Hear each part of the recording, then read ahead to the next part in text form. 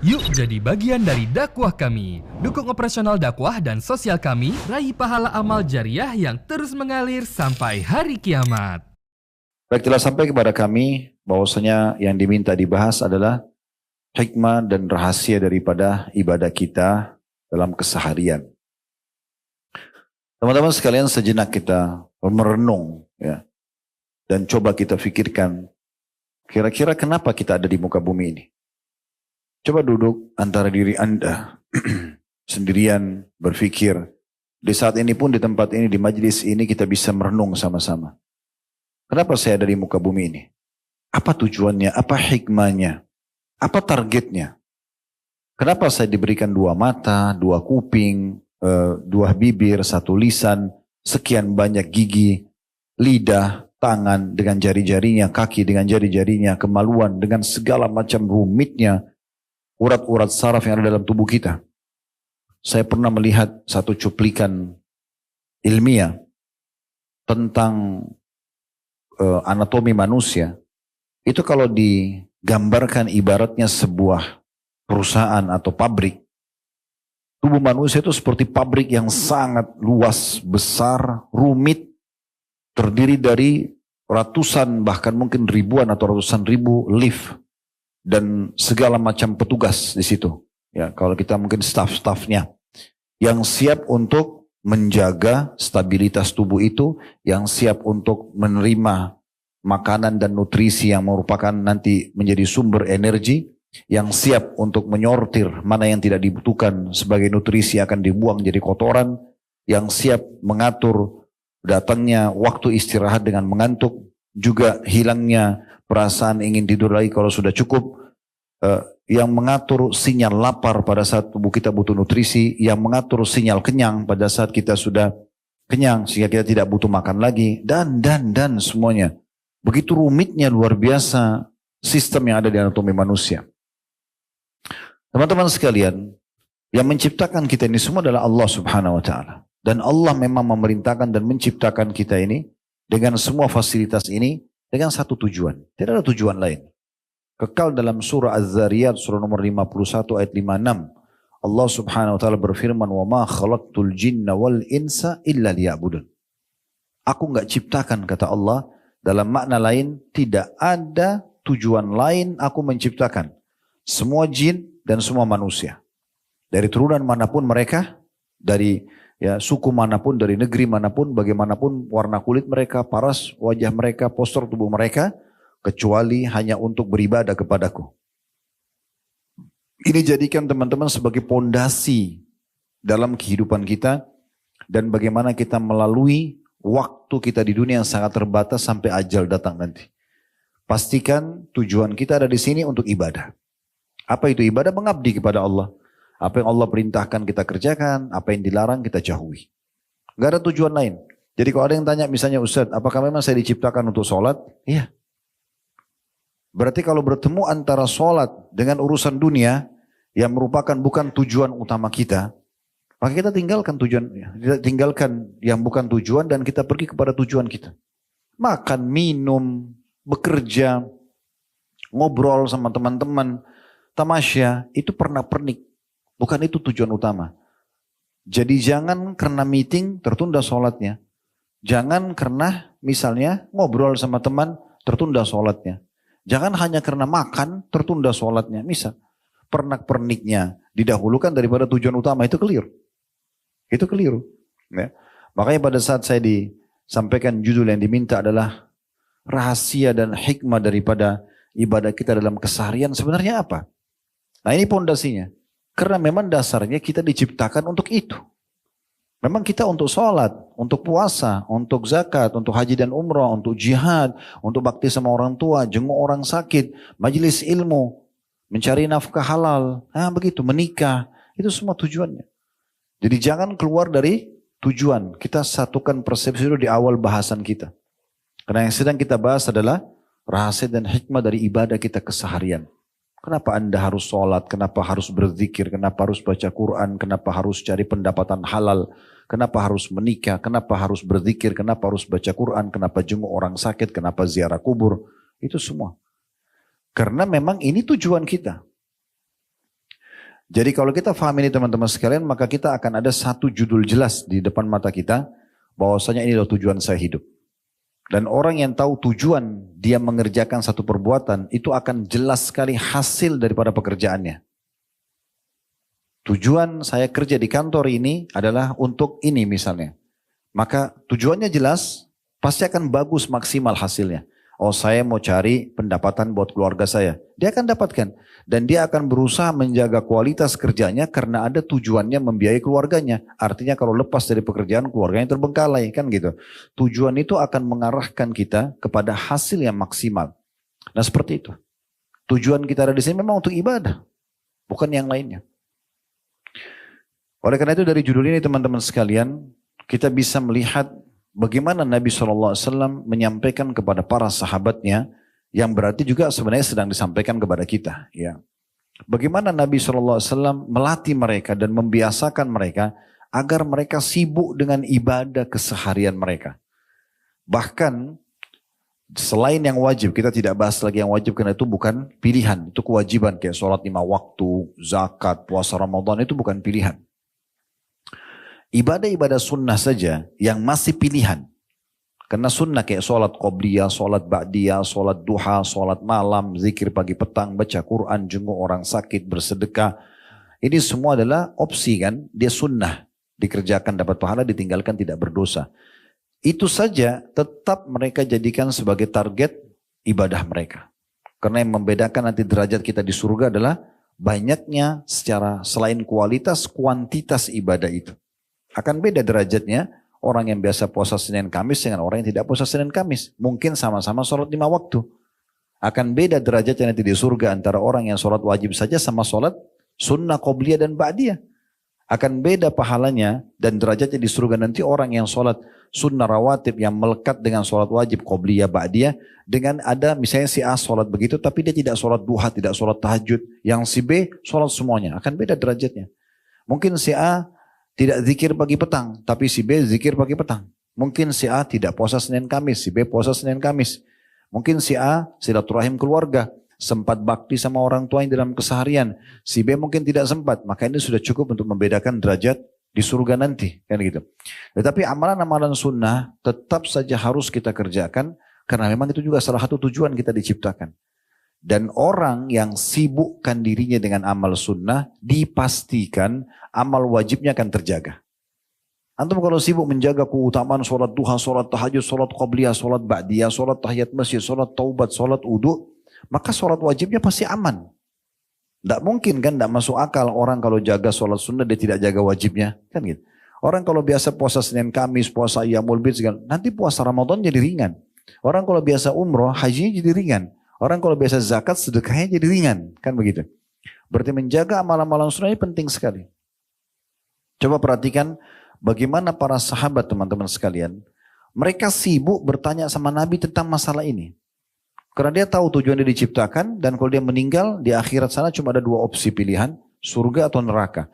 Tempat kenikmatan abadi atau siksaan abadi. Kan gitu. Kita nggak bisa pilih di akhirat nanti. Nggak, saya nggak mau neraka ya Allah, saya mau surga, nggak bisa. Penentuannya sekarang di sini. Apa yang teman-teman kerjakan sini dari bentuk ketaatan kita, ibadah keseharian yang kita kerjakan, itu nanti akan menentukan perjalanan kita di akhirat. Orang kalau sudah meninggal sulit, kecuali memang ada beberapa kecil sekali sumber untuk menambah pahala. Seperti doa orang lain mendoakan kita, atau ada kita tinggalkan sedekah jariah, bangunan, tanah, wakaf, tulisan, buku misalnya, mungkin itu ya. Tapi itu kecil kemungkinan. Tidak semua orang bisa melakukannya. Jadi amal kita adalah yang kita kerjakan di masa kita hidup. Oleh karena itu teman-teman jangan disia-siakan. Sahabat misalnya contoh Mu'adz bin Jabal radhiyallahu anhu, beliau mengatakan dalam sebuah riwayat yang sahih, ya Rasulullah, wahai utusan Allah, akhbirni bi'amalin yudkhilunil jannah wa yuba'iduni minan nar. Wahai Rasulullah, tolong ajarkan kepadaku, sampaikan kepadaku amal yang aku bisa kerjakan dari ibadah-ibadah yang sudah diperintahkan ini, yang jelas bisa membawaku nanti kalau aku mati masuk ke surga dan selamat dari neraka. Maka Nabi SAW menimpali pertanyaan itu, selain jawaban juga memotivasi Mu'adz. Karena pertanyaan ini bagus sekali. Coba sampaikan kepada saya Rasulullah supaya saya tidak terbuang-buang waktu saya yang sangat terbatas dalam keseharian ajal saya kalau datang saya bisa meninggal. Supaya semua amal saya dalam satu hari 24 jam itu ibadah aja. Masukkan ke surga dan menyelamatkan dari neraka. Kata Nabi SAW, laqad sa'alta an 'azim. Hai Mu'adz, engkau telah bertanya sesuatu yang sangat besar. Wa innahu la yasirun 'ala man yassarallahu 'alaihi. Dan dia akan mudah bagi orang yang Allah mudahkan untuknya. Ini ada pesan penting di sini teman-teman sekalian ya. Artinya kalau teman-teman masih tergerak hatinya untuk melakukan ketaatan berarti Allah mau kebaikan buat kita. Kayak Masya Allah misalnya pemilik perusahaan ini masih mau adakan pengajian buat antum semua. Atau teman-teman juga masih mau ya ada pengajian semangat untuk hadir dengarin. Apa sih yang Allah firmankan, apa sih yang Rasulullah SAW sabdakan. Apa ini bekal ibadah yang bisa saya jadikan pegangan setelah bubar dari pengajian supaya saya bisa lebih istiqomah atau konsisten. Supaya saya tetap jalan di atas keimanan dan ilmu. Maka itu satu nikmat yang luar biasa. Berapa banyak perusahaan orang kerja nggak bisa untuk ikut pengajian. Kami waktu buka restoran di Kalibata City sebelum pindah di Condet. Saya kasih peraturan waktu itu, azan, mohon maaf bukan membandingkan dengan perusahaan lain, tapi saya cuma bicara pengalaman. Saya bilang 10 menit sebelum azan, stop semua orderan. Sampai sekarang Alhamdulillah masih berjalan. Sudah 14 tahun restoran kami. Itu saya selalu bilang, pokoknya 10 menit sebelum azan nggak boleh terima orderan. Orang yang sudah terlanjur makan ya nggak ada masalah. Tapi kalau baru mau terima orderan nggak boleh. Break semuanya, sholat. Gitu. Nah waktu itu, waktu di Kalibata, karena dia mall, dia pakai rorindor. Kalau di Condet sekarang kan kita tutup sendiri. Nggak pakai rorindor dia. Jadi kalau kita tutup itu, ditulis itu. Ditempel sama ikhwah, ada print-printan, kami sedang sholat. Nah setelah sholat dan berjalan berapa waktu, kebetulan di Kalibata itu ada satu masjid namanya Nurullah. Saya kebetulan diminta jadi penasehatnya. Masya Allah bisa nampung sampai kalau tidak salah 2.000 jemaah. Sebagai fasumnya 14.000 unit apartemen di situ.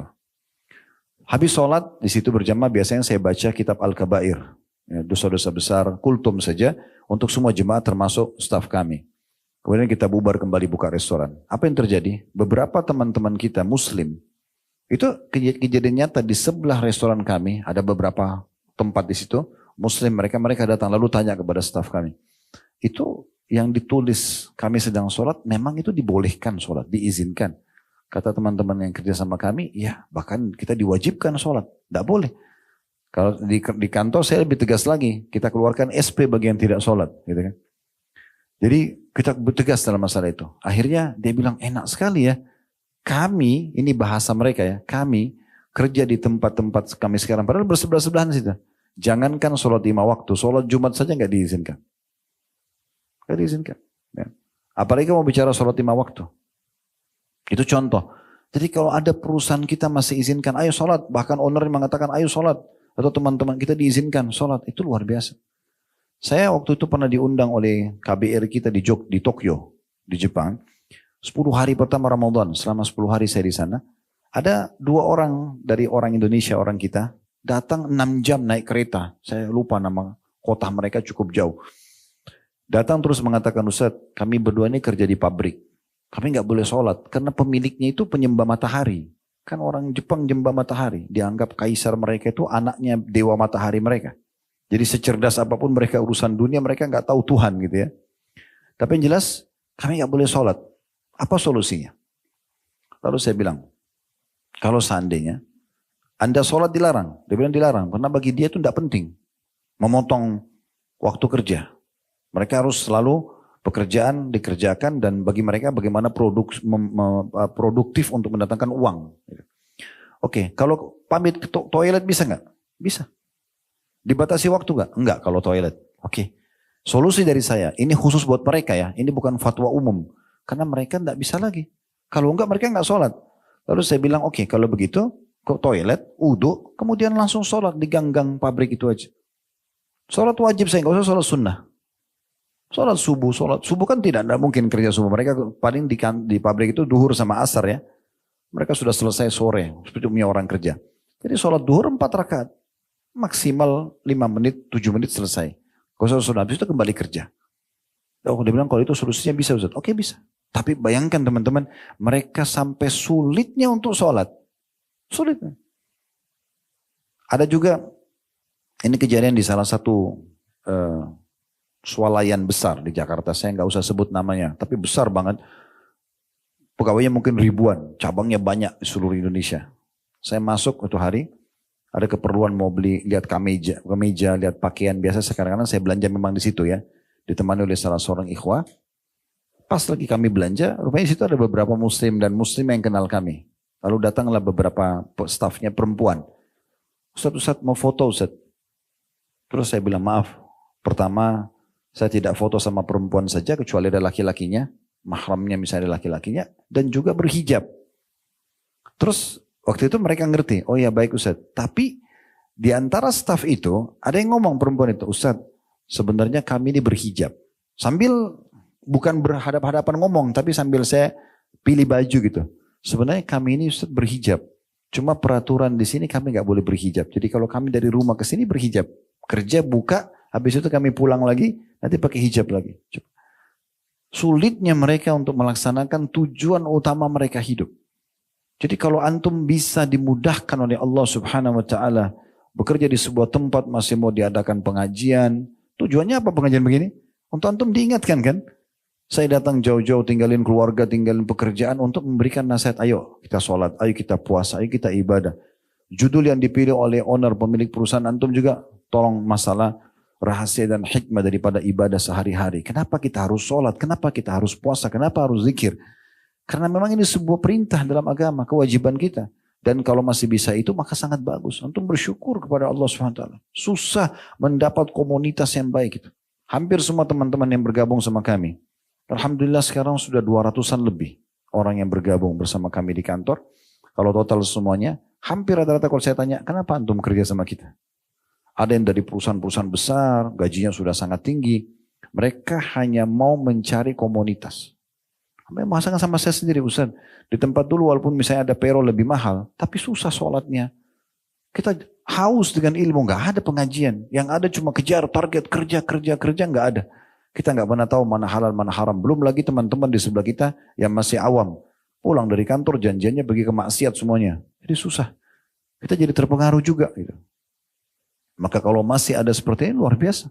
Ini akan sangat memberikan dukungan dan keselamatan. Dunia antum bisa mendapatkan income untuk memenuhi kebutuhan kita dan keluarga. Dan ini insya Allah mudah-mudahan halal dan juga di akhirat kita bisa selamat. Kan gitu. Itu poin penting. Kita kembali kepada hadis Mu'adz bin Jabal. Dia mengatakan ya Rasulullah tolong sampaikan kepada saya amal ibadah yang memang Allah perintahkan wajib atau sunnah yang bisa memasukkan saya ke dalam surga, menyelamatkan saya dari api neraka. Kata Nabi SAW, hai Mu'adz, engkau bertanya sesuatu yang sangat besar. Tapi dia akan mudah bagi orang yang Allah mudahkan. Ya, maksudnya dimudahkan tadi antum bisa dapat pekerjaan yang bagus, bisa ibadah, bisa segala macam, itu sangat luar biasa. Lalu Nabi SAW bilang begini, ta'budullaha la tusyriku bihi syai'a. Yang paling pertama, hai Mu'adz, saya pesankan agar engkau masuk surga selamat dari neraka, sembahlah Allah dan jangan sekutukan dia dengan sesuatu apapun. Jangan partnerkan Allah dengan makhluk. Begini rinciannya. Yang paling berat syirik besar. Minta-minta sama benda mati. Ya, Abu Jahal, Abu Lahab, Umayyah bin Khalaf, Syaibah, Walid.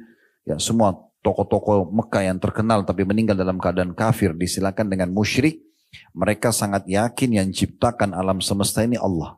Allah berkata dalam Al-Quran, diperintahkan Nabi Muhammad SAW tanya mereka, wa idza sa'altum man khalaqas samawati wal arda la yaquluna Allah. Hai Muhammad, kalau engkau tanya kepada mereka, Abu Jahal, Abu Lahab, dan tokoh-tokoh Quraisy, siapa yang menciptakan langit dan bumi? Mereka bilang Allah. Gitu. Jadi mereka tahu, tapi mereka syirik kepada Allah. Mereka anggap tidak bisa langsung berhubungan sama Allah, harus mereka datangkan patung-patung yang mereka kultuskan atau muliakan, dan mereka minta sama patung untuk minta kepada Allah. Padahal patung itu dia yang warnain, dia yang bentuk, dia yang beri nama, dia yang perbaikin kalau rusak, dia yang pikul ke tempat yang dia taruh untuk dikultuskan. Jadi dikenal dengan masa jahiliyah, kan gitu. Nah di masa kita sekarang masih ada orang begitu. Dalam sholat dia bilang iyyaka na'budu wa iyyaka nasta'in. Hanya kepadamu ya Allah kami minta tolong. Hanya kepadamu kami menyembah, hanya kepadamu kami minta tolong. Tapi habis salam minta-minta di kuburan sebelah masjidnya. Anggap itu kuburan keramat, kuburan wali, bisa minta-minta di situ. Subhanallah, kata Imam Nawawi rahimahullah perkataan yang mulia. Saya heran melihat orang-orang yang masih minta di kuburan-kuburan tersebut, padahal walaupun itu kuburan orang saleh. Padahal ini dalam kuburan itu adalah manusia seperti dia yang sudah jadi tulang belulang. Kenapa teman-teman masih baca salawat untuk Nabi Muhammad SAW? Apa itu salawat? Permohonan agar ditambahkan rahmat. Bukankah Nabi Muhammad SAW sebenarnya sudah diberikan semuanya? Kalau Nabi Muhammad SAW saja walaupun sudah mati tetap kita doakan. Bagaimana dengan manusia biasa? Kenapa minta sama benda-benda mati? Lebih jauh daripada itu. Berapa banyak orang teman-teman dan kita sayangkan di negeri kita masih menyebar ini. Mereka pakai jimat. Ya, sebentar Nabi SAW mengatakan man allaka tamimatan faqad asyrak. Siapa yang menggantungkan jimat pada tubuhnya atau di rumahnya atau di kendaraannya maka dia telah berbuat kesyirikan. Berapa banyak orang begitu. Dia tidak sadar, dia pergi ke dukun, dia pergi ke orang yang tidak pintar, ya. Nah, biasa di Indonesia dibilang orang pintar, kalau saya bilang keliru itu bahasanya, ya. Karena ini orang-orang tidak pintar, mereka minta lintas alam, minta ke jin. Kenapa minta sama jin? Kenapa antum harus lintas alam? Untuk apa? Untuk apa kalau mau buat istri atau suami suka harus bawa fotonya ke dukun? Untuk apa? Lalu jin yang menarik pasangan kita. Kenapa enggak di alam manusia aja? Sederhana kan? Saya misalnya mau buat istri saya suka sama saya, sederhana kok. Tatapan mata saya syahdu, ucapan lisan saya santun, tangan saya ramah, saya dermawan, dia suka. Selesai. Dia pun begitu kan? Tidak perlu bawa foto orang dimantra-mantrain. Kan gitu. Supaya suka sama dia. Untuk apa? Itu kan kesyirikan. Bahkan Nabi SAW mengatakan siapa yang mendatangi dukun, peramal, penyamun, penyihir. Bertanya saja. Belum percaya. Ini apa maknanya garis tangan saya. Kenapa begini, kenapa begitu. Maka tidak diterima sholatnya 40 hari. Walaupun belum percaya. Dalam hadis yang lain. Kalau dia datangi dukun, peramal, penyamun, penyihir. Dan bertanya lalu percaya. Dia telah kufur. Kepada apa yang diturunkan kepada Muhammad SAW. Kita nggak perlu ke mereka. Nabi SAW mengajarkan kita ilmu tauhid yang luar biasa. Beliau mengatakan, mintalah kepada Tuhan kalian. Walaupun tali sendal kalian. Sendal kita putus, minta sama Allah. Alhamdulillah wassalatu wassalamu ala rasulillah. Puji Allah, baca salawat pada Nabi SAW. Lalu bilang, ya Allah, sendal saya putus gantikanlah. Ya Allah, saya sakit sembuhkanlah. Ya Allah, berikanlah hidayah istri saya, suami saya. Ya Allah, mudahkan jodoh buat saya. Ya Allah, berkahi rezeki saya. Selalu sama Allah. Dari hal kecil sampai hal yang besar. Dan ulama mengatakan doa itu kekuatannya selain memang kita langsung kayak minta kepada Sang Pencipta Allah yang maha kaya dan yang menciptakan segala sesuatunya, juga dia adalah ya, senjata yang paling kuat. Dan dia ibadah. Artinya kita lihat hasil, tidak lihat hasil tetap akan dapat pahalanya di sisi Allah SWT pada hari kiamat. Dalam sebuah riwayat dikatakan nanti hari kiamat ada orang didatangkan pahala bergunung-gunung untuk dia. Lalu dia bingung dari mana? Dia tanya malaikat, ini dari mana nih? Kok saya tidak tahu ini amal apa yang bisa mendatangkan pahala sebesar ini. Kata para malaikat itu adalah pahala doa-doamu yang belum kamu dapatkan balasannya di dunia. Minta jodoh yang fulan atau fulana, minta rezeki yang luas, minta haji, tapi belum sempat. Tidak seperti apa yang kita inginkan. Tetap ada pahalanya kita panen dalam bentuk pahala yang bergunung-gunung pada hari kiamat. Kata Nabi SAW, maka orang-orang itu yang mendapatkan pahala bergunung-gunung, dia mengatakan, kalau seandainya saya tahu seperti ini, saya berharap semua doa saya di dunia tidak dikasih di dunia. Biar saya terima dalam bentuk pahala pada hari kiamat. Lalu kenapa kita tidak berdoa misalnya? Kan gitu. Dan hanya bergantung kepada Allah Subhanahu wa ta'ala. Masuk dalam masalah syirik teman-teman, jangan pernah bertatayur. Pernah dengar tatayur? Menggantungkan nasib pada satu benda. Nah, contoh kalau di Indonesia itu apa? Tangan kanannya gatal. Ya. Mau dapat apa itu? Mau keluar duit ya? Kalau tangan kiri mau dapat duit. Ya. Kalau ini benar teman-teman sekalian, gatalin aja tiap hari. Kan tidak usah kerja. Oh tangan kiri gatal mau dapat duit nih. Gatalin aja tiap hari. Datangin ulat sekalian. Gitu. Taruh. Kan bisa. Ini kan tidak boleh. Gak ada urusannya. Kebetulan memang lagi masalah saja urat saraf di tangan. Atau yang saya sering dengar itu ya, saya pernah dengar itu. Kalau matanya kedap-kedip di atas, ini saya mau ketemu sama orang yang saya sukai. Kalau matanya, kelopak mata kedap-kedip di bawah, saya mau sedih. Subhanallah, apa hubungannya? Ini kurang tidur. Nah, iya, apa hubungannya? Sampai ada orang pernah gitu, di depan mata saya dia bilang, aduh nih, saya mau nangis apa lagi nih? Ngomong gitu. Ya, saya mau nangis apa lagi nih karena kelopak mata. Kenapa? Saya bilang, kenapa ngomong gitu? Iya karena kelopak mata saya di bawah kedap-kedip. Ini tidak boleh, tatayur. Menggantungkan nasib pada seperti ini tidak boleh teman-teman sekalian. Atau menganggap hari Selasa sial. Ya. Atau ini dan itu dan segala macam lah. Ya. Apalagi kalau sampai antum menggantungkan nasib pada ramalan-ramalan bintang. Ini bintangnya Taurus, ini Sagittarius, ini Gemini, apalah. Terus sibuk baca apa ramalannya. Nah, boleh akhi dan ukhti. Gak ada hubungannya itu dengan jodoh antum, dengan rezeki antum. Ini seperti kita dulu penyembah-penyembah patung, ya. Di Yunani mereka percaya begitu, itu kan dewa-dewa mereka. Itu harus dilupakan, tidak ada semua dalam Islam itu. Gak ada urusannya. Kita ada namanya takdir Allah subhanahu wa ta'ala. Dan kita harus bersangka baik terus sama Allah. Sederhana sebenarnya. Kalau kita kerja di satu perusahaan seperti ini, selama antum menjadi pegawai yang baik, ya, on time kalau kerja, ya, memberikan hak perusahaan, antum juga akan dapat hak antum kan? Gak ada alasannya apa dikeluarkan, alasannya apa gak dikasih bonus, kecuali pemimpinnya atau pemiliknya curang. Tapi itu tidak mungkin, jarang terjadi. Kalau terjadi tidak ada perusahaan yang bisa berkembang. Persentase pemilik perusahaan yang curang itu kecil sekali. Di bawah 10%, di bawah 5% bahkan. Dari semua total perusahaan di muka bumi ini, umumnya orang jujur karena dia mau perusahaannya maju. Kan gitu. Jarang orang yang curang dengan pegawainya. Kalau ada tuh mungkin dihitung jari, mungkin karena kebodohan dia. Dia kan akan kehilangan aset dia. Apalagi pegawai yang sudah expert di tempatnya, di bidangnya, itu kan tidak mungkin. Kan gitu. Jadi teman-teman sekalian kembali lagi ke masalah, jangan sampai berbuat kesyirikan. Ya. Termasuk juga ini tidak usah pakai khadam-khadam. Ya. Iya, selalu gitu. Dianggap tidak apa-apa kan yang saya pelihara itu kan jin muslim. Tidak ada sejarahnya. Allah membuat jin tidak kelihatan, nggak usah dipanggil, nggak usah berteman.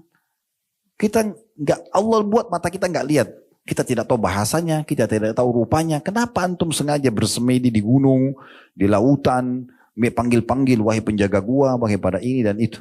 Ya, ini subhanallah. Perhatikan baik-baik sebab turunnya surah jin. Beberapa ayat di situ sebabnya. Karena orang-orang Quraisy dulu di masa jahiliyah sebelum Nabi SAW dakwahi mereka dan mereka masuk Islam. Mereka kalau melakukan perjalanan keluar kota, ya, mereka itu kalau nginap di satu lembah malam hari kayak kita gini malam, mereka nginap karena masa dulu orang tidak ada penerangan kayak kita sekarang, transportasi masih kuda sama unta, nggak ada kereta cepat, pesawat, bisa berangkat malam, nggak ada. Jadi mereka harus istirahat. Nah, tradisi mereka kalau mereka turun di satu lembah, pemimpin kafilahnya, ya, itu ngumpulin dari semua orang yang ikut di grup itu, grup safar itu. Ayo siapa yang mau nyumbang? Yang ini nyumbang makanannya, ini nyumbang uangnya, ini nyumbang minumannya. Lalu pemimpin kafilah itu, grup perjalanan itu, kalau kita sekarang tour leadernya, ya, itu kemudian pergi ke tengah-tengah lembah, lalu dia bilang begini, wahai penjaga lembah, ini setengah bekal kami, jangan ganggu kami. Padahal lembah itu nggak ada apa-apa. Dia aja sendiri yang karang-karang. Allah menggambarkan dalam surah jin, maka jin-jin, setan-setan ada di sekitar lembah itu, fazaduhum rahaqa. Makin membuat mereka ketakutan. Makin terdengar suara, makin diganggu. Padahal sebenarnya awalnya, teman-teman sekalian harus pahamin ya, jin itu takut sama manusia. Tunduk sebenarnya. Semua hewan itu tunduk sama manusia. Karena manusia itu adalah khalifah. Ini anggap kalau di lokasi ini, dulu misalnya belum ada rumah-rumah, mungkin sini banyak hewan, ya nggak? Sekarang kalau tidak ada manusia banyak hewan nggak? Banyak kan, ada ular, ada ini, ada itu, banyak. Tapi begitu manusia datang, mulai bangun satu rumah, mulai ini, berkurang itu mereka, pergi. Karena mereka tahu ini manusia khalifah, ini pemimpin mereka sebenarnya. Allah ciptakan kita untuk itu. Kita jadi pemimpin. Jadi nggak usah kita ngarang-ngarang takut tanpa jelas, kan gitu. Dan kalau kita mau bicara masalah kesyirikan ini banyak sekali. Jadi hati-hati teman-teman sekalian. Murnikan tauhid kepada Allah sehingga mudah masuk surga dan juga selamat dari api neraka. Pesan kedua Nabi SAW. Wa tuqimus sholah. Dirikan sholat itu. Terutama sholat 5 waktu. Sholat 5 waktu teman-teman adalah absensi kita kepada Allah. Antum bayangkan kalau antum kerja di perusahaan begini. Pimpinan atau owner perusahaan memanggil antum sehari 5 kali. Hadap saya di ruangan ya. Tujuannya hanya apa? Hanya mau ditanya. Kamu ada keperluan apa? Ya. Ada sesuatu yang bisa saya bantu? Utang dilunasi kah? Bantu untuk pengobatan anak kah? Mau bantu keluarga kah? Kamu mau butuh mobil kah? Butuh motor kah? Bisa, semua kebutuhannya ditanya. Bagaimana kita tidak bahagia teman-teman sekalian kalau pemilik perusahaan satu hari 5 kali panggil, 5 kali itu semua dipenuhi apa yang kita mau. Itu rasionalnya sholat. Antum sedang absen kepada Raja Sang Pencipta. Antara azan iqamah dikasih waktu mustajab. Diterima, mohon apa saja. Jadi orang kalau anggap sholat itu berat itu aneh. Sholat itu paling 5 menit, 10 menit. Apalagi kalau kita orang Indonesia nggak usah diajar cara sholat cepatnya. Bisa juara kalau ada pertandingan gitu kan. Ya, walaupun tidak boleh orang sholat buru-buru ya. Tapi kalau sholat cepat, Masya Allah. Apalagi bisa pilih inna ata'ina wal asr. Kan mudah ya. Jadi sebenarnya sholat itu penting sekali untuk dijaga. Dan dia adalah satu-satunya ibadah yang diperintahkan kepada Nabi SAW. Yang beliau harus berangkat ke langit untuk menerimanya. Yang lain semua di bumi. Dan kata Nabi SAW, awal amal di hisab kiamat adalah sholat. Kalau dia baik, baik semuanya. Kalau dia buruk, buruk semuanya. Saya sering berbagi sebuah teori sederhana. Teman-teman kalau mau memperbaiki apapun berhubungan yang dengan kehidupan antum ya. Memperbaiki ekonomi, memperbaiki akhlak, memperbaiki hubungan sama orang sosial. Apa saja mulai dari sholat. Coba perbaiki sholat itu. 5 waktu saja. Gerakannya benar, tenang, khusyuk, bacaannya benar. Perbaiki dari yang lain semua jadi bagus tuh. Yang lain semua jadi bagus. Pesan yang ketiga. Waktu tiaz zakah. Engkau mengeluarkan zakat. Walaupun zakat bagi orang yang mampu. Tapi teman-teman sekalian ada 2 rukun Islam. Di sini disebutkan 5 rukun Islam memangnya. Engkau keluarkan zakat, yang setelahnya engkau puasa Ramadan, yang setelahnya engkau haji ke rumah Allah. Ini yang beliau sampaikan kepada Muadz bin Jabal agar bisa masuk surga selamat dari neraka. Jangan buat syirik, jaga sholat, keluarkan zakat, puasa Ramadan dan haji. Nah khusus zakat dan haji ini dalam definisi dalam syaratnya adalah bagi yang mampu. Pertanyaan sederhana teman-teman sekalian. Apakah bagi yang mampu ini kita tunggangi secara negatif atau positif? Begini maksudnya. Kalau negatif itu misalnya antum bilang, kan Allah bilang bagi yang mampu. Ya udah saya sampai sekarang nggak mampu zakat. Saya juga tidak mampu haji. Kalau itu antum sedang menunggangi dengan persepsi negatif. Padahal sebenarnya bagi yang mampu di sini, kalau kita mau tunggangi dengan persepsi positif, ya kita anggap ini sebuah tantangan dari Allah. Allah seakan-akan ingin menguji hambanya. Bukankah kita sama waktunya 24 jam? Bukankah kita sama fasilitas punya 2 mata, punya 2 kuping, punya 2 tangan, 2 kaki, sama semua? Kenapa orang-orang kaya bisa keluarin zakat, kenapa kita tidak? Kan gitu. Jadi harusnya kita jadikan itu sebagai tanda kutip sebuah tantangan. Saya minta berdoa sama Allah, minta ya Allah, kalau sekarang saya mustahik penerima zakat, mudahkan saya satu waktu menjadi muzakki, orang yang keluarkan zakat. Diniatkan itu.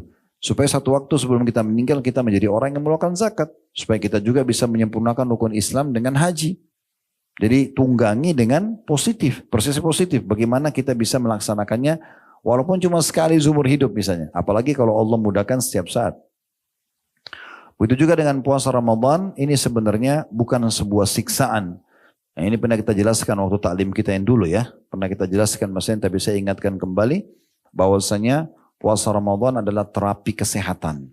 Ya, setelah dalam 12 bulan, 11 bulan kita makan, minum, pedas, asam, manis, panas, dingin. Maka tubuh kita ini kalau robot rusak. Ya, butuh servis. Ya, itu maintenance-nya. 1 bulan diservis dulu. Dikontrol. Makanannya di waktu tertentu supaya kita jadi lebih sehat. Semua orang tahu kalau Ramadan itu adalah hari kesehatan bagi dia. Toh setelah buka puasa makan 2-3 butir kurma, minum 1 gelas teh atau air putih sudah kenyang luar biasa. Kalau saya bahkan nanti habis tarawih kadang-kadang baru makan gitu kan. Karena memang nyaman aja puasa. Sekarang di masa kita lebih berkembang lagi. Orang kalau mau sehat dia lebih banyak puasa ya. Walaupun bukan puasa syariat ya.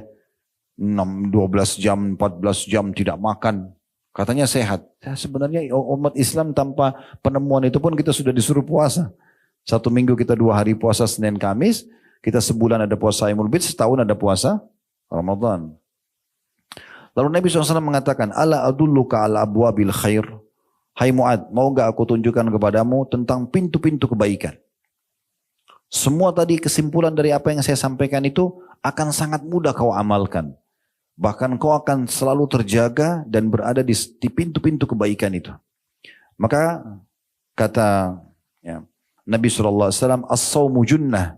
Ketahuilah bahwasanya puasa kalau kau sering lakukan, maka akan jadi tameng buat kamu dari api neraka. Was-sadaqatu tudfi'ul khatiyah kama yudfi'ul ma'un nar. Lalu kamu sempurnakan dengan banyak bersedekah, memberi kepada orang, berbagi, tanpa harus menunggu menjadi orang kaya dulu, maka dia akan menghapuskan dosa-dosa sebagaimana air memadamkan api. Wassalatu rajulu fi jawfil lail, dan jangan pernah luput darimu hai Mu'ad untuk sholat di malam hari pada saat orang sedang tidur. Itu pesan Nabi SAW untuk menyempurnakan bagaimana dia mudah masuk ke surga.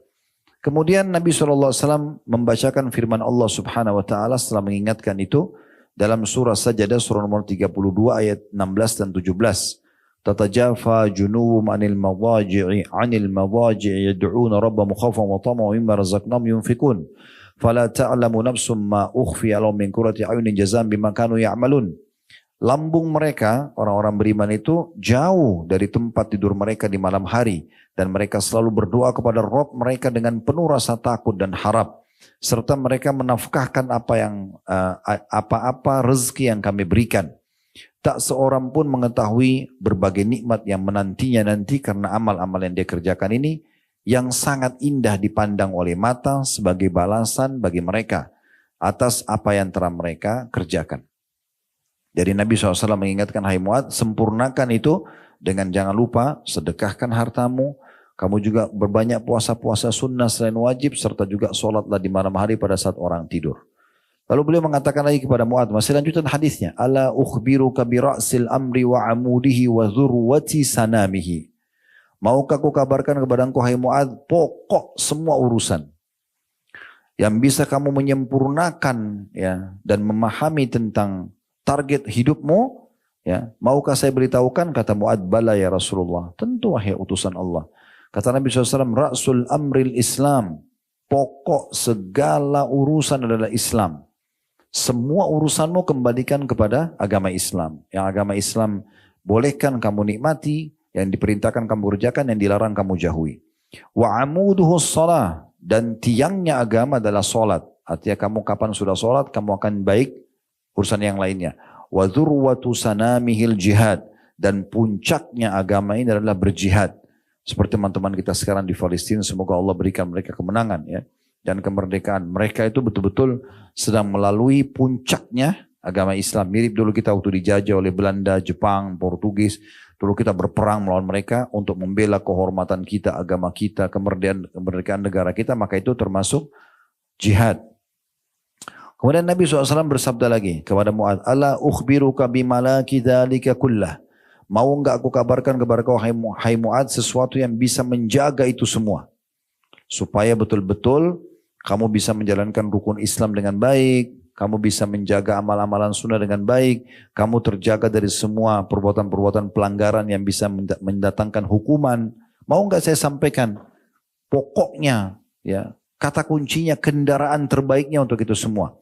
Kata Mu'ad, bala ya Rasulullah. Kata Mu'ad, tentu ya Rasulullah. Kata Nabi SAW, kuffu alaika hadha.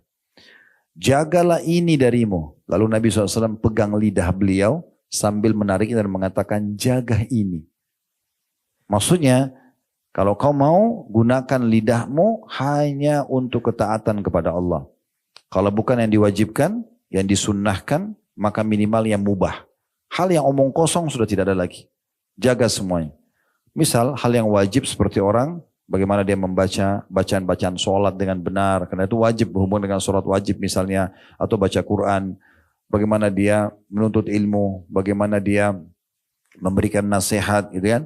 Yang sunnah juga dia berzikir, misalnya dia berdoa, dan yang mubah minimal misalnya menanyakan kabar orang gitu ya, hal-hal yang mubah itu. Sementara yang lainnya jangan sama sekali kamu lakukan, karena banyak orang tergelincir. Dia sholat tapi lidahnya tajam. Ya, dalam riwayat lain dikatakan seorang sahabat mengatakan, ya Rasulullah, di kota Madinah ini ada seorang wanita selalu puasa di siang harinya dan sholat di malam harinya. Tidak pernah ketinggalan. Tapi lisannya tajam, nyakitin tetangganya. Caci maki orang, ghibah, ya gunjing ya, fitnah. Lalu kata Nabi SAW, la khaira fiha hiya finnar. Tidak ada kebaikan pada wanita tersebut, dia pasti masuk neraka. Walaupun dia sholat, walaupun dia puasa, tapi karena lisannya menyakiti orang, ya, akhirnya dia akan banyak musuh hari kiamat dan akan habis pahalanya nanti dibagi-bagi kepada orang-orang yang dia sakiti. Lalu kata sahabat tersebut, ya Rasulullah, dan di Madinah Ada juga seorang wanita, dia cuma sholat yang wajib, dia sholat yang dia mengeluarkan zakat, tapi dia tidak mengeluarkan sedekah yang banyak. Dia puasa Ramadan, dia tidak puasa sunnah, tapi lisannya nggak pernah nyakitin orang. Kata Nabi SAW, kebaikan ada padanya dan dia di surga.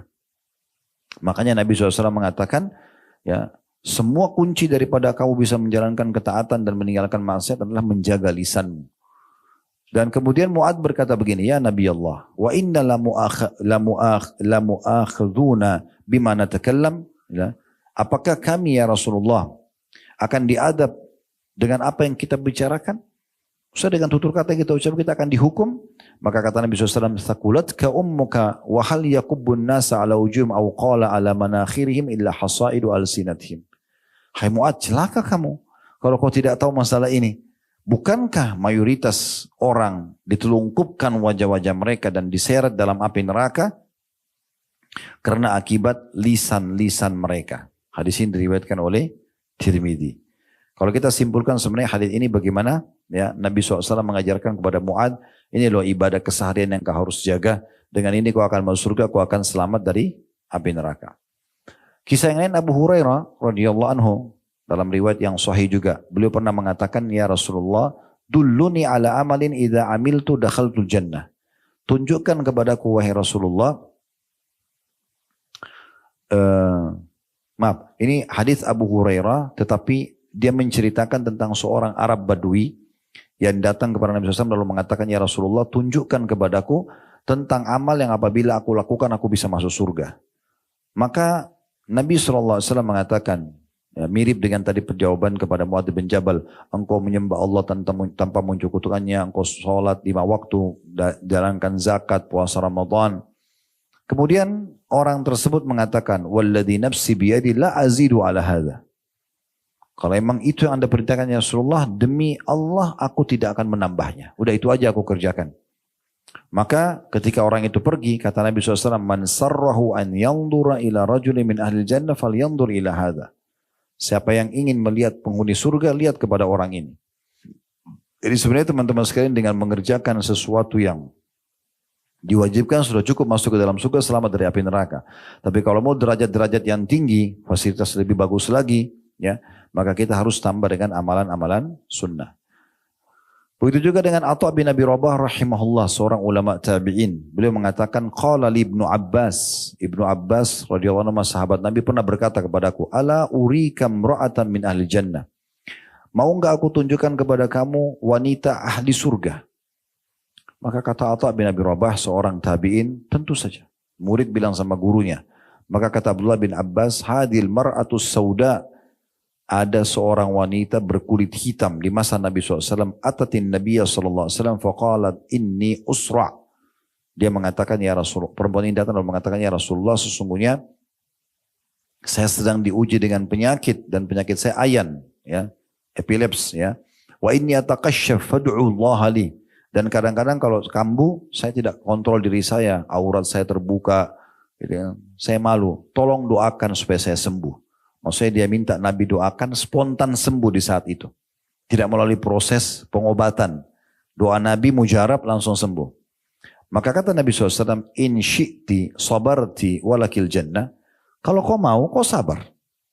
Dan pasti balasannya surga. Ujian yang sedang datang, kamu nikmati prosesnya. Kamu berdoa, iya. Kamu ikhtiar berobat, iya. Tapi kamu nikmati prosesnya. Sabar itu kan bukan berarti orang tidak beraktivitas dan cari solusi, tidak. Sabar itu bukan duduk manis dan elus dada, tapi sabar itu menerima takdir Allah kemudian ikhtiar cari jalan keluar. Kalau kau mau sabar, tidak spontan, ya, langsung saya doakan langsung sembuh, maka bagimu surga. Ya. Wa in syi'ti da'utullaha an yu'afiyaki. Tapi kalau kau mau, saya juga bisa doakan sekarang spontan, langsung kau sembuh, tapi nggak ada jaminan surga. Surga nanti bisa kamu dapatkan dengan cara lain. Tapi ini sekarang penyakitmu, kalau kau sabar, nikmati prosesnya, tetap berobat, tetap berdoa, tapi tidak instan, maka bagimu surga. Maka perempuan itu langsung mengatakan, aku akan bersabar. Kalau gitu bersabar saja. Nikmatin aja prosesnya. Toh juga nanti fa inna ma'al usri yusra. Di setiap usaha ada kemudahan. Lalu kemudian perempuan itu mengatakan, tapi ya Rasulullah, inni atakasyaf. Tapi ya Rasulullah, saya kadang-kadang kalau kambuh sering terbuka aurat saya. Fadu'ullah li alla atakashaf. Fada'alaha. Kemudian dia mengatakan, tolong berdoa kepada Allah agar saya kalau kambuh tidak terbuka aurat saya. Maka Nabi SAW pun mendoakan wanita tersebut. Ya.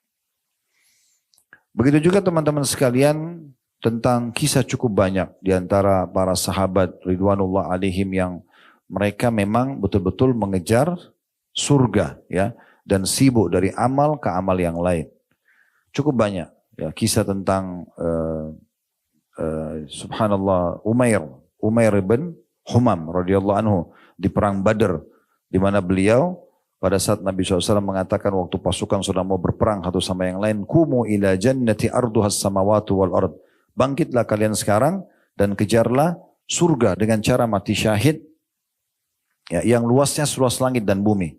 Maka Umair tiba-tiba mengatakan, ya Rasulullah, arduhas samawatu wal ard.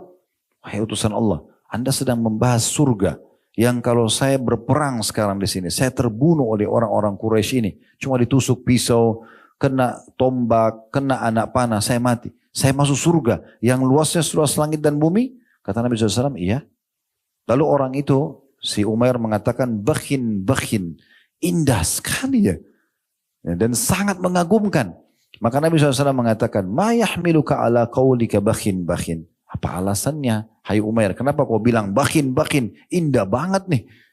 Luar biasa gitu. Hanya dengan berperang, terbunuh oleh musuh, kemudian selesai. Gitu kan? Maka masuk surga yang luasnya seluas langit dan bumi, hanya itu saya pengorbanannya. Maka kata dia, la wallahi ya Rasulullah illa raja'an akuna min ahliha. Tidak demi Allah ya Rasulullah, saya tidak maksud apa-apa kecuali saya ingin sekali termasuk orang yang Anda sebutkan. Artinya mati syahid di sini, lalu aku masuk surga yang luasnya seluas langit dan bumi. Kata Nabi SAW, fa innaka min ahliha. Kau termasuk ahli surga itu. Lalu kata dalam riwayat ini dikatakan pada saat itu Umair ini lagi pegang beberapa butir kurma dan dia sempat mau makan dulu, niatnya makan baru dia berperang, mati syahid. Tapi subhanallah waktu dia makan satu, dia lagi berpikir, tiba-tiba Allah ilhamkan dalam hati lalu dia berpikir, kalau saya harus habiskan kurma ini lalu saya tunggu saya mati, lama banget. Dia buang, kemudian dia berperang sampai dia mati syahid. Ya. Jadi mereka memang sangat mencintai ibadah-ibadah yang diperintahkan karena mereka tahu itu adalah tujuan mereka hidup. Mungkin sebagian orang teman-teman sekalian, ini mungkin sebagai penutup, kalau ada yang mau bertanya setelah ini silahkan. Jadi mungkin ada sebagian orang masih berpikir tentang masalah mati. Ya. Jadi teman-teman kita di Palestina, biasanya kan kita cuma lihat secara kasat mata ya. Kepalanya hancur, kena rudal, rumahnya hancur, kena puing. Kita kadang-kadang cuma lihat dengan kasat mata. Teman-teman harus faham ya. Kenapa umat Islam dari masa Nabi sampai hari kiamat nanti kalau disuruh perang, kalau yang faham teorinya pasti mereka mau. Dan pasti mereka kejar matinya. Orang-orang yang masuk medan perang itu kejar mati. Karena mereka tahu kejar mati syahid. Menang itu nomor 2. Target utamanya bagaimana mati syahid. Jadi itu perbedaan dasar antara pasukan Islam sama pasukan non-Muslim. Karena pasukan Islam targetnya masuk mati. Umat Islam tidak kenal namanya kalah. Mereka menang mereka mati syahid, terbunuh semua pun. Misalnya kita 10 ribu orang pergi perang, semua mati terbunuh. Itu bukan kekalahan, itu kemenangan. Target utama kita mati syahid. Supaya masuk surga. Kata Nabi SAW, orang mati syahid akan mendapatkan 6 manfaat. Di antaranya darahnya, diampuni dosanya pada saat awal tertumpah darahnya akan mengalir mengeluarkan mau dibuangi dari bau kasturi, kemudian dia akan selamat dari rasa ketakutan di hari kebangkitan hari kiamat, selamat dari pertanyaan munkar nakir di kuburan, dia akan menyelamatkan, memberikan syafaat 70 keluarganya, dinikahkan dengan 72 bidadari dan sekian banyak keutamaan yang didapatkan tentunya. Maka mereka jadikan itu sebagai target. Kenapa sekarang umat Islam sangat berani teman-teman sekalian? Kalau yang sudah paham ini untuk supaya dia mati syahid. Karena mereka faham teorinya. Orang yang mati, teman-teman dalam Islam, itu hanya merasakan satu. Yaitu sakaratil maut. Apa itu? Proses pencabutan ruh oleh malaikat. Kalau dia orang beriman, akan mudah keluar seperti air keluar dari mulut kendi. Kalau dia orang kafir akan sulit. Seperti bulu domba yang dibasahkan, dililitkan di pohon berduri, kemudian ditarik dengan keras sehingga berantakan bulu domba itu. Cuma itu keadaannya. Tidak ada keadaan yang lain. Dan orang, kata Nabi SAW, yang mati syahid tidak akan pernah merasakan sakitnya, baik itu cuma ditusuk sedikit, ya, atau ditebas lehernya, atau kena rudal hancur, atau kena bangunan rubuh misalnya, atau mungkin dilidas oleh mobil tank, mereka tidak akan merasakan sakit kecuali seperti cubitan saja. Tidak ada rasa yang lain. Jadi jangan antum terpengaruh dengan fisik mereka yang kepalanya hancur, rumahnya hancur, kena puing. Itu nggak ada masalah buat mereka. Hamzah itu radhiyallahu pada saat ditemukan jenazahnya di perang Uhud, hidungnya dipotong, dadanya dibelah, darah semuanya. Itu Nabi lihat, Nabi sempat sedih, gitu kan? Tetapi Allah menghibur Nabinya Muhammad SAW sambil menyampaikan, Hamzah adalah pemimpin para syuhada dan dia akan bertelekan di dipannya di surga. Dia akan masuk surga. Jadi fisik tidak ada pengaruhnya. Oleh karena itu orang kalau lagi dipanggil untuk jihad bagi orang muslim yang faham, dia tidak akan takut. Karena bagi dia tidak akan rasakan lagi peluru yang kena tubuhnya, pedang yang menebas, dia tidak dirasa lagi. Dia cuma lihat malaikat cabut ruhnya, selesai. Ya, dan bisa saja, bukan bisa, memang begitu orang-orang beriman akan merasakan mudah. Dan dalam hadis kata Nabi SAW, demi zat yang jiwaku dalam genggaman Allah, maksudnya demi Allah, aku berharap aku terbunuh di medan perang, dihidupkan lagi. Terbunuh lagi, dihidupkan lagi, sampai 10 kali. Karena besarnya pahala yang akan didapatkan dengan orang yang mati syahid. Dan dalam hadis-hadis yang sahih disebutkan, tidak ada orang yang mati, tidak ada orang muslim yang masuk surga, berharap kembali lagi ke dunia kecuali orang yang mati syahid. Tujuannya bukan untuk makan makanan enak, kumpul sama istri atau keluarga, bukan. Supaya dia mendapatkan proses terbunuh lagi, lalu dia dapat balasannya seperti yang dia dapatkan. Jadi yang dirindukan orang mati syahid itu justru tusukan musuhnya, tebasan pedangnya, kena peluru, itu yang dirindukan. Karena hitungan detik, lalu dia dapat semua ini. Surga yang luasnya seluas langit dan bumi. Kan gitu.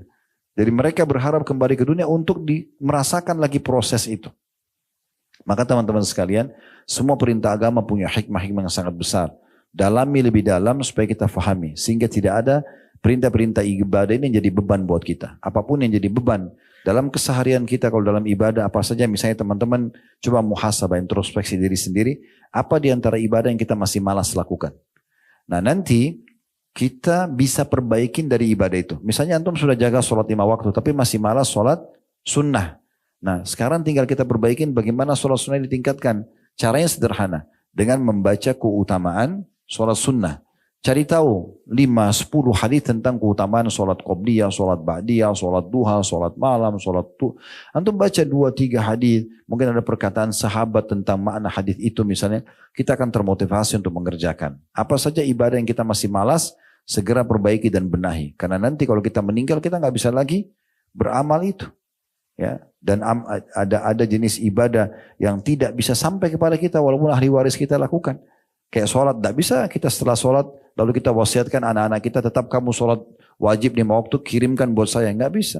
Nggak bisa juga misalnya dia bersedekah, ya, maaf, dia misalnya baca Quran atau dia berzikir lalu dia bilang ini buat orang tua saya. Pendapat ulama ada yang mengatakan tidak sampai.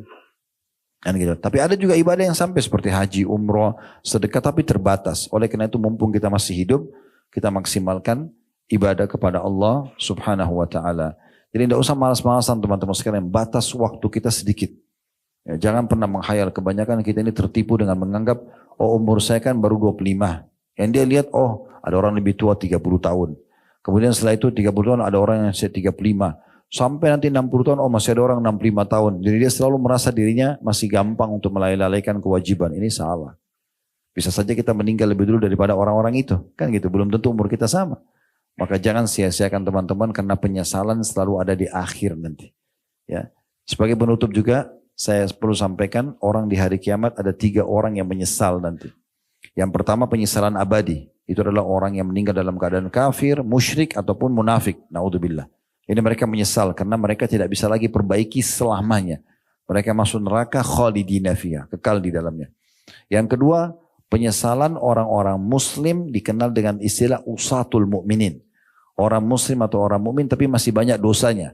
Waktu ditimbang amalnya hari kiamat, dosanya lebih berat daripada amal solehnya. Sehingga dia harus masuk neraka dulu. Ini juga dia menyesal.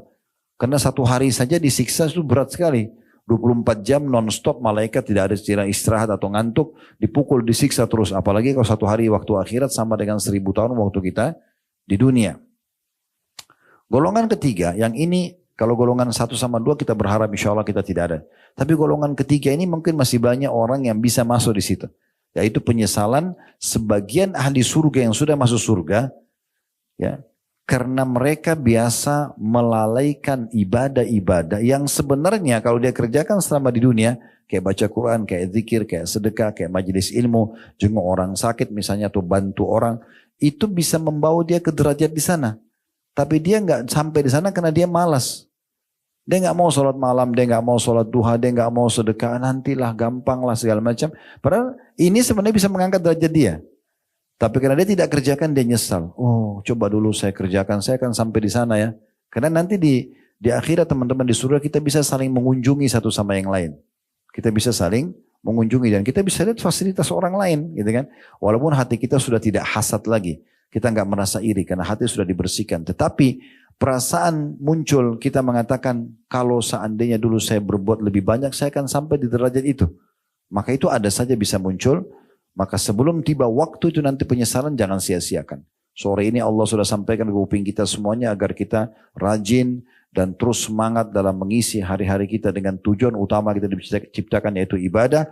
Dan sudahlah yang lalu dari kelalaian jangan lagi diulangi, mulai sekarang ke depan kita penuhkan semua dengan ketaatan kepada Allah SWT. Terlebih lagi ibadah itu indah. Ibadah itu indah sekali. Dulu majelis ilmu begini indah, kita dengarin, ya kita simak. Kita merasa ada manfaat, ada ketenangan jiwa. Kita sholat itu indah, kita haji dan umroh indah, jihad itu indah. Semuanya ibadah itu sebenarnya indah sekali. Asal seseorang tulus mengerjakan, pasti dia akan merasa nyaman dengan ibadah-ibadah tersebut. Allahu a'lam. Mungkin begitu saja teman-teman sekalian. Kalau ada benar dari Allah, kalau ada salah dari saya mohon dimaafkan. Semoga yang hadir dalam acara ini, baik offline ataupun online, diterima semua hajatnya oleh Allah Subhanahu Wa Taala. Dimudahkan urusannya, diterima seluruh amal-amal saleh yang pernah dikerjakan dengan pahala yang sempurna. Dimaafkan kesalahan-kesalahannya, kemudian juga Allah Subhanahu wa taala melindungi negeri kita agar selalu aman, tentram, damai dan dijaga persatuan, kesatuan dan kemerdekaan kita, dan Allah selalu pandu para pemimpin kita untuk menjalankan tugas dengan baik dan menjadikan kita masyarakat yang bergotong royong dengan pemerintah untuk menjalankan amanah dan juga perkembangan dan menjaga persatuan dan kesatuan kita, dan selalu kita doakan saudara-saudara kita di Palestina yang sedang tertindas dan dimanapun di muka bumi, semoga Allah ikhlaskan niat mereka, terima para syuhada mereka, bolehkan Islam di tangan mereka dan tangan kita semua, dan semoga Allah ikut sertakan kita bersama mereka di pahala, baik dengan doa, dengan harta, juga dengan jiwa kita, dan semoga Allah menyatukan kita semua di surga Firdausnya tanpa hisab, mana disatukan dalam majlis ilmu yang mulia ini. Allahumma amin. Wa sallallahu ala nabiyina Muhammadin wa alihi wa sahbihi wa sallam, wa akhiru da'wana alhamdulillahi rabbil alamin. Wassalamualaikum warahmatullahi wabarakatuh.